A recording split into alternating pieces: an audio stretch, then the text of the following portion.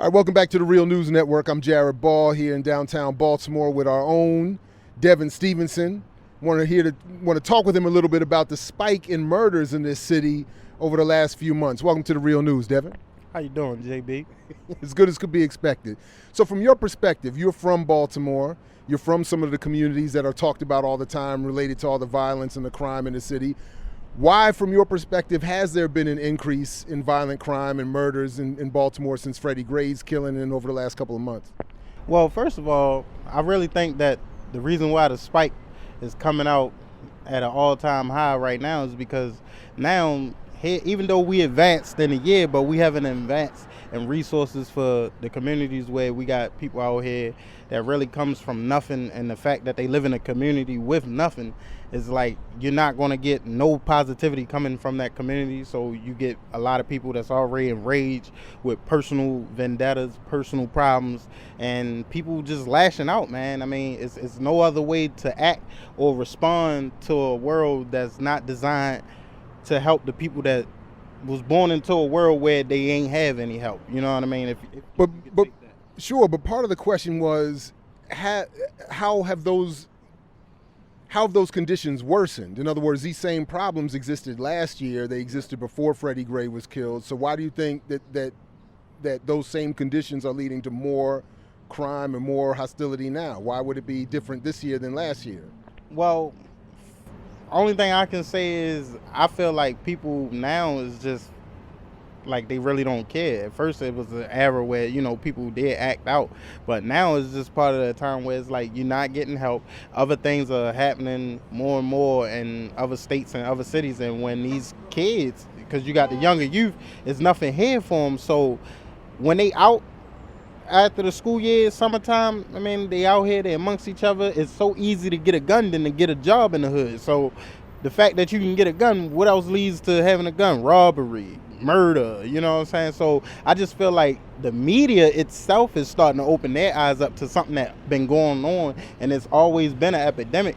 But when you say it's been a spike and it's been an increase to people that's in these communities, man, it's like the same thing that been going on. You know what I mean? Just like how you say, well, last year so-and-so this was taking place, but this is stuff that been going on, and I feel like media is just really starting to shed the light on it, what they should have been doing years ago, because it's not like we setting records that never happened, you know what I mean? Because if you go back 25, 30 years ago, the same things was happening. What they're saying now, one of the reports was that there have been as many killings in the month of May, for instance, as there were in the month of, they were the most amount of killings in one month here in Baltimore since December of 1971. And there have been different reports saying anywhere from 40% to 60% more killings in Baltimore at this time than in previous years. You mentioned the media. I'm wondering if any of this has to do with young people being able to see in popular media, in social media, all the police violence against black people, all the uprisings in Ferguson, here in Baltimore. Do you think that has anything to do with, in other words, it's saying like if it's open season on us anyway, we might as well get more busy than we've been in previous years? Agreed, but I just feel like it's just a cluster of what's already been happening, and I feel like these were big events that was blown up in the media. So yes, it's part of it, but I feel like it ain't the only. It's not the only thing. It's a lot more that just been waiting to just blow up. Basically, we've been waiting for stuff like this to happen pretty much, because the way the world is designed is not designed to help anyone that's in need. If you really think about it, like your Fortune 500 companies and stuff like that, they're getting into a room and fortify a plan for rich people that's already rich to keep them from losing tax dollars or anything like this. But to go into a community and just do something as simple as a rec center, or bring some type of community lifting where food or anything like shelter, clothes, or anything being provided for people that don't have it, they not doing.